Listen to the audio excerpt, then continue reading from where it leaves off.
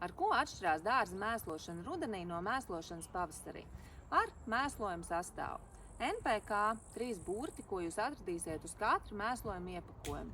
N slāpeklis, tas bija dominējošais elements pavasara mēslojumā. Savukārt rudens mēslojumā slāpeklis nav nemaz vai ir ļoti mazā proporcijā.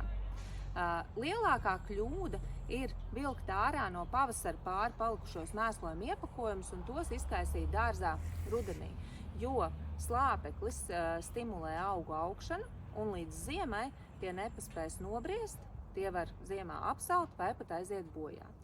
Tāpēc pērkam mēslojumu, kas ir paredzēts rudenim. Tajā dominējošais elements būs kālijs, kas stiprina sakņu sistēmu un palīdz augus apgādāt ar ūdeni.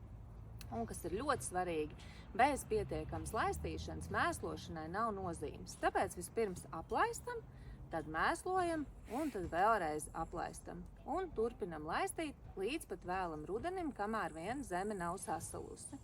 Lai mums visiem skaists un krāsains rudens!